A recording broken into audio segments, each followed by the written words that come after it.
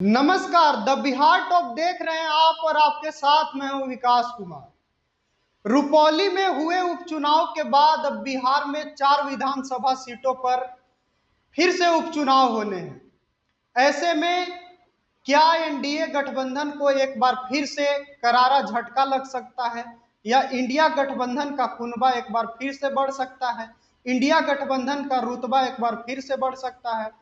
क्योंकि जो हाल ही में देश के 13 विधानसभा सीटों पर उपचुनाव हुए, उसमें 10 सीटों पर इंडिया गठबंधन ने जीत हासिल की, जिसके कारण बिहार में जो इंडिया गठबंधन के कार्यकर्ता हैं उनमें उत्साह बढ़ा है। उन्हें अब लग रहा है कि आने वाली जो विधानसभा का उपचुनाव होने वाला है उसमें हम 4 सीटों पर जीत दर्ज कर लेंगे।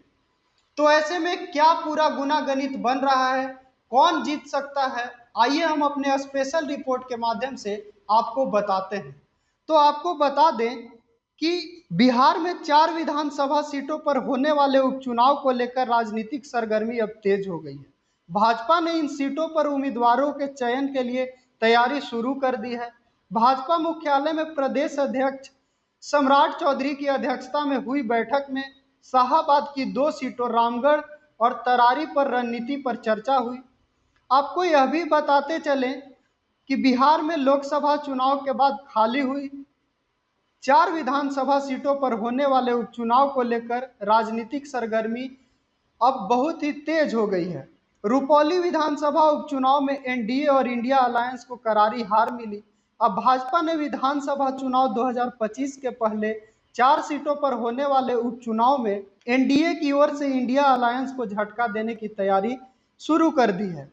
2020 के विधानसभा चुनाव में 4 में से 3 सीटों पर इंडिया अलायंस का कब्जा था। एक और जहां सत्तारूढ़ एनडीए की ओर से ये 4 सीटों पर कब्जा करने की तैयारी शुरू कर दी गई है, वहीं दूसरी तरफ 7 राज्यों की 13 विधानसभा सीटों में से 10 सीटों पर जिस तरह से इंडिया अलायंस को सफलता मिली, उसे लेकर बिहार में भी आरजेडी माले और कांग्रेस कार्यकर्ताओं का मनोबल अब बढ़ चुका है और वो उत्साह से भरे हुए हैं। आपको बताते चले कि बिहार की 4 विधानसभा सीटें तरारी, रामगढ़, बेलागंज और इमामगंज में अब उपचुनाव तय है। इन 4 सीटों के विधायकों ने लोकसभा चुनाव में जीत हासिल की, जिसके कारण उपचुनाव कराया जाना है।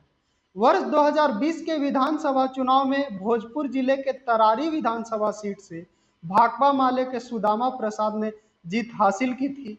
अब वो आरा लोकसभा सीट से सांसद बन चुके हैं, जबकि रामगढ़ सीट से आरजेडी विधायक सुधाकर सिंह बक्सर लोकसभा चुनाव 2024 में जीत हासिल कर चुके हैं।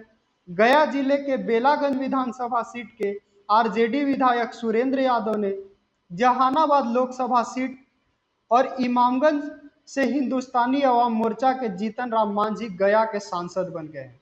वर्ष 2020 में तरारी और रामगढ़ में बीजेपी दूसरे स्थान पर रही, जबकि बेलागंज में जेडीयू दूसरे स्थान पर रही। इस कारण तरारी और रामगढ़ सीट पर बीजेपी की ओर से दावा किया गया था। वहीं बेलागंज सीट जेडीयू को देने पर सहमति लगभग बन चुकी है, जबकि जीतन राम मांझी के सांसद बन जाने के कारण इमामगंज सीट खाली हुई।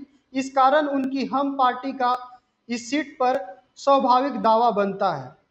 तो ऐसे में जीतन राम मांझी भी चाहेंगे कि इमामगंज सीट उन्हें ही दी जाए, उनकी ही पार्टी को दी जाए। आपको यह भी बताते चले कि बीजेपी नेताओं ने बताया कि एनडीए में सीट बंटवारे पर सहमति बन गई है। 4 सीटों में से भाजपा 2, जदयू 1 और हम 1 सीट पर अपने उम्मीदवार उतारेगी। हालांकि अभी यह तय नहीं हो पाया है कि किस पार्टी की ओर से किसे उम्मीदवार बनाया जाएगा। सम्राट चौधरी ने जीत सुनिश्चित करने वाले उम्मीदवारों की तलाश के लिए 2 मंत्रियों और 2 संगठन महामंत्रियों को जिम्मेदारी सौंप दी है।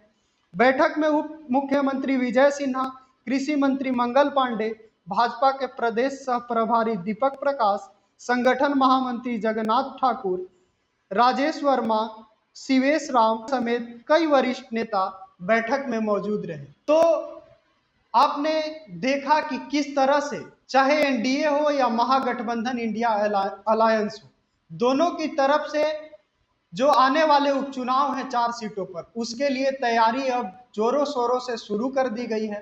देखिए कौन जीतता है इस चुनाव में, ये तो आने वाले वक्त ही बताएंगे। लेकिन फिलहाल के लिए इस रिपोर्ट में इतना ही। देखते रहिए द बिहार टॉक।